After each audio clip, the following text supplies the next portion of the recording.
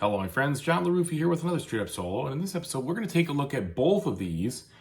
This is Cascadia Rolling Rivers and Rolling Hills. I'm going to look at both of them because they're essentially the same game with a variety of different ways that you score and work out the results of what you're gathering. So let's go ahead and take a look at it. As always, it'll be solo. I'm looking at this from a solo standpoint. The solo is beat your own score, so it plays identically to how you'd play a multiplayer game, except you're just beating your own score, or you're trying to accomplish the challenges that are in the back and seeing if you can get those done. So let's go ahead and get started.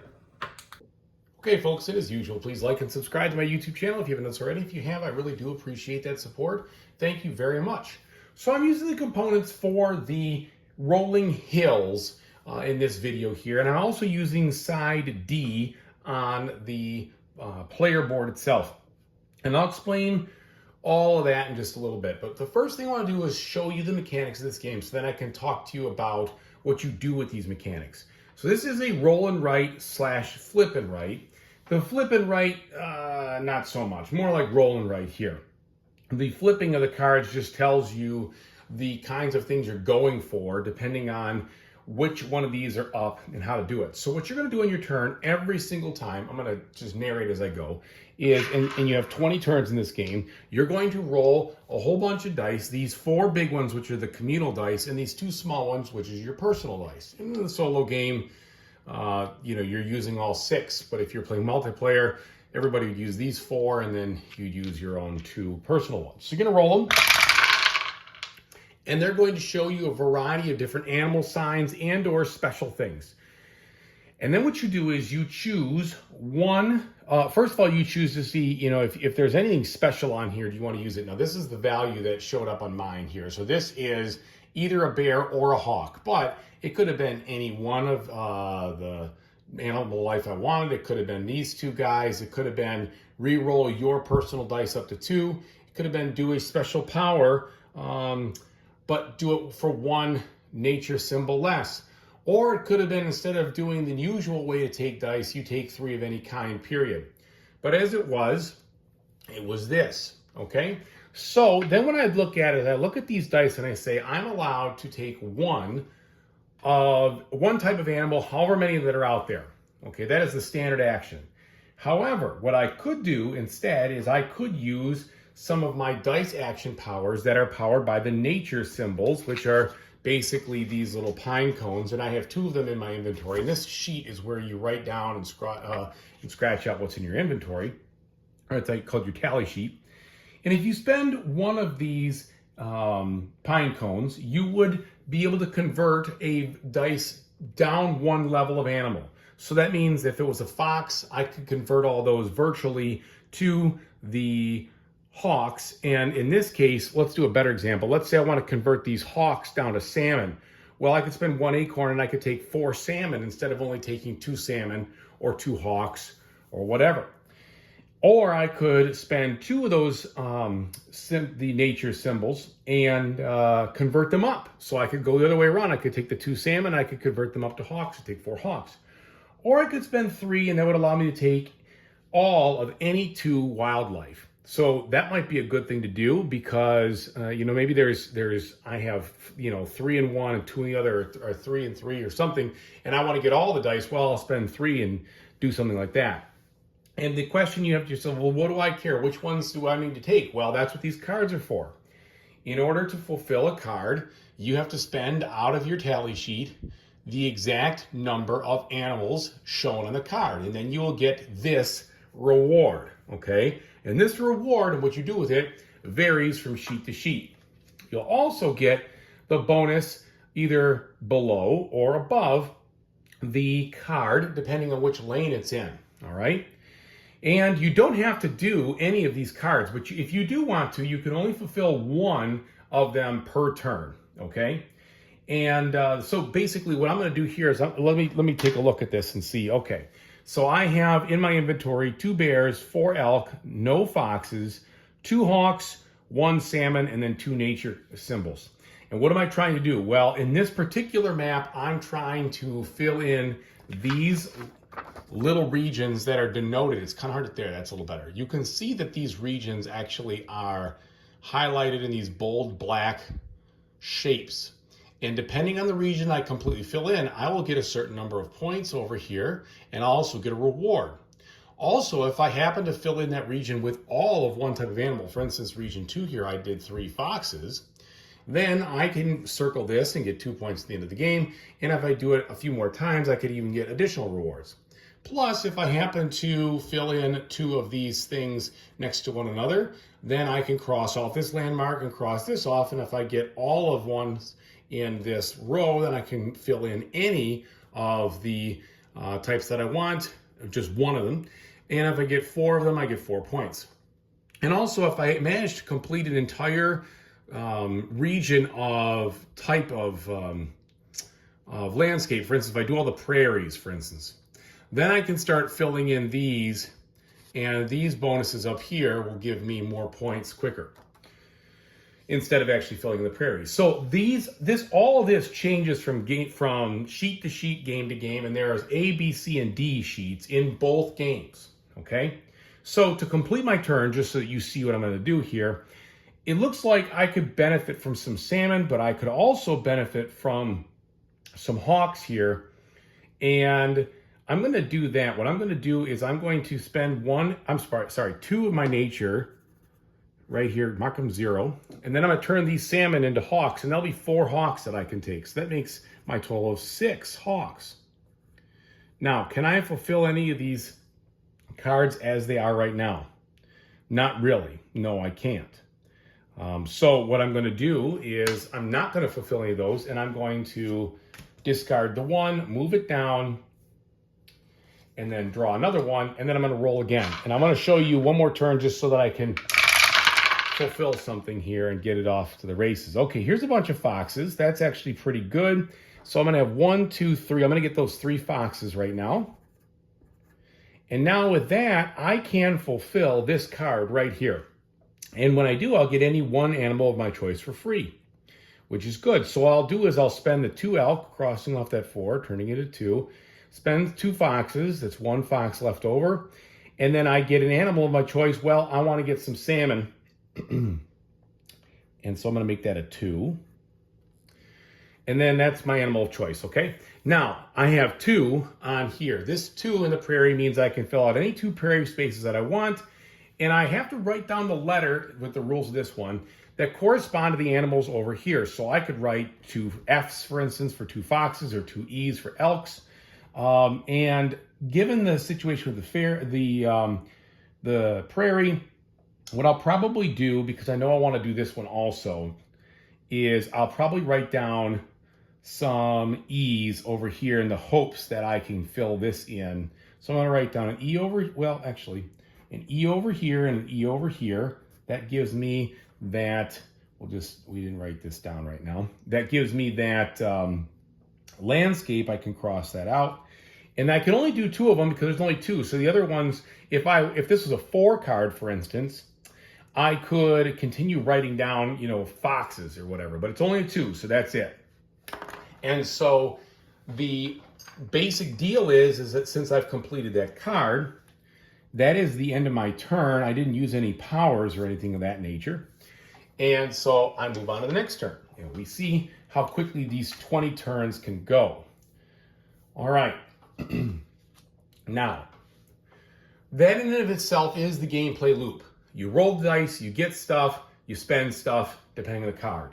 However, the actual game that you're playing is drastically different depending on the sheet you're using. I just showed you the sheet here, D, okay? Now, C in the hills is different. So let me show you C. C, instead of writing down the letters, you're actually circling just the number of these. So in that case, if I'd done the 2 like I just did, right? In here, I would have had to circle or hex in these 2 because I have to extend off here. And the rewards and the rules and stuff and how you score are different. Okay? And then B is a whole different animal in itself too. So B looks more like this. Let me show you B. It's more of like cross off as you go, and as you have different rows next to each other, you get bonuses, and it's a whole different story, a whole different feel. And then there's A, which is the simplest, where you just fill in the number for points, and you just get these bonuses as you bump up against them. Okay, and A on both games is very, very similar.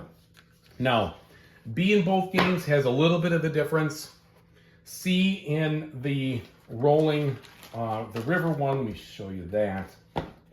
C is different still. Let's see. So, going the wrong way. C is a little bit of a different geometry out there. There's different scorings. The landmarks work differently. So that's a little bit more varied. And then D is much different. D is it's kind of like classic Cascadia, where you're trying to make the shapes in the way the the original game worked. So this one, D, is really like playing a lot of the original Cascadia, and this is in the rivers. All right, so you can combine them. You can combine any of the games to play different. They allow you to do different variants. They allow you to combine these cards. They let you combine the dice in certain ways. All the rules are there. The dice are similar except for this specific bonus die. This one has some different faces in the river expansion, the river version. So for instance here, instead of the, take the 3 dice, this one says you could take another dice of any other type not matching what you did take already. Or you can take 2 of one of your personal dice. Those are the 2 differences there. I think that's it. Yeah, that's it. And so there's a little bit of a different flavor there. So if you have both games, you could decide to mix and match however you want to your favorites. The game also, if you kickstarted it like I did, does come with some mini expansions that offer different ways of starting. So these are like asymmetric player power starts in one of them, and then some other goals and things in the other. But I don't know exactly how those would work, particularly with the solo game, because the solo game, it is a beat your own score. So that's going to change the way it works. Now, again, I told you, you have all these different scenarios you can play, and so you can see them over here. They dictate what you're trying to do, the types of these types of cards you put in play, and the map at which you play it on, and they have different conditions and all sorts of things. So if you like to check off different goals, you can get into these. So that is the game in a nutshell. Let me tell you what I think about it. Okay, so again, there's 2 separate games here, but they both share the same mechanics. And they split them up for whatever reason. I don't know exactly why. I bought them both because they both kind of came with a discount when you did both of them on the Kickstarter version. They came together, and I think you could save a few bucks or something like that, or maybe I just wanted to combine them, or I'm not sure. So first off, do you need both copies of this game? I guess the best answer to that is, if you want all the varieties, then yeah, you need both copies. If you want to just play the game and experience what this roll and write has to offer, but don't need to have every single variety, you could probably look at one or the other and pick which one seems more interesting to you. A great example of that, of a similar feel I got, is when you look at Railroad Inc. Railroad Inc., I really enjoyed the game, so I ended up getting a lot of the different varieties. But if you just wanted one of those boxes, you could, for instance, get the blue box versus the red box and be fully satisfied playing the game. In regards to which one feels better, that is a complete, I'd say, matter of preference. The dice are they're almost identical except for those little differences there. So I don't really think that that's going to slew you one way or the other. The biggest difference, I believe, in the games, in all honesty, is if you want a game that has the feel of the original Cascadia, then the Rivers one will have that on the D side. If you want something that's a little bit different, then you'll want the Rolling Hills side, and that's the one that I was demonstrating here.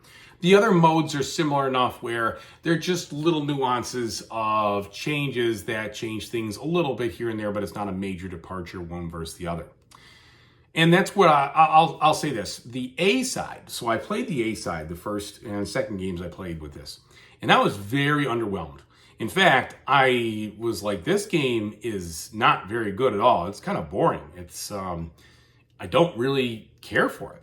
And I looked deeper into the other things and saw, well, maybe there's what do I not like about it? Well, it was the boringness of that A side. And I know there's a way to do family mode, and that's definitely for somebody who's learning the mechanics of the game or just wants to play a very light game.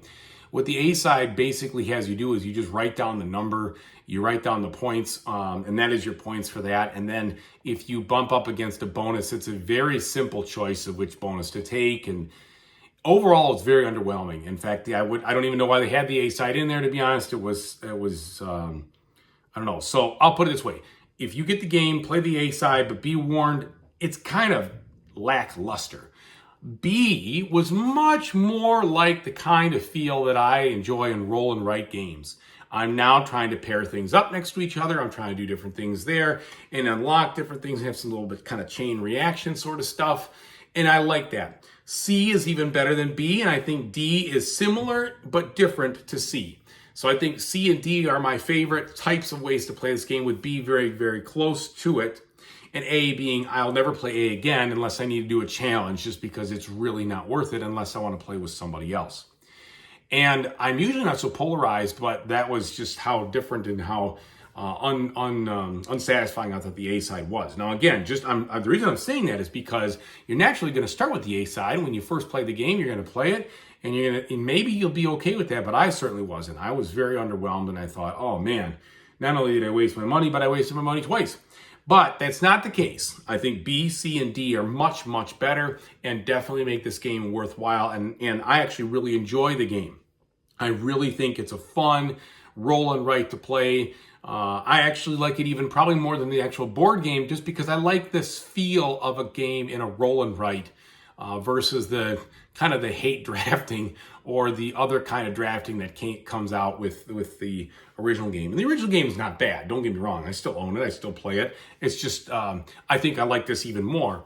Now, the dice, they do and they don't behave sometimes. They drive a lot of what you're doing, but it doesn't feel that random because you do have the abilities to change the dice into what you want and to try to gun for the cards that you're looking for. And you have 4 turns to accomplish them. And there's a little bit of good timing too when I want to accomplish a certain thing for a certain bonus or a certain completion reward. Then you get that going on too. And I do really like the challenges in the back of the book because that gives you something to aim for, not just beat your own score. And I think that adds to it, and which has always made these games more fun to me in regards to the Cascadia series. So I would definitely say it's worth checking out. Do you need to own both of them? No. In fact, I would buy one and see if you like it before I would buy the other one. I wouldn't buy both at the same time. You're not going to get any. Figure it out. This is an easy way. It's a pretty cheap game to buy by itself. So try one, see if you like it. If you really love it, then you can go for the other one to get all of what's there. And there's rules for mixing and mashing and such. But I don't think you're going to be missing out if you say, well, I just bought one and I'm satisfied with that. Because they are similar enough where you can have the full experience for the most part with just one of the boxes. So thanks again for watching. I really appreciate it. And as usual, whatever you do in the future, I really, really hope you have a fantastic time doing it. Take it easy, everybody.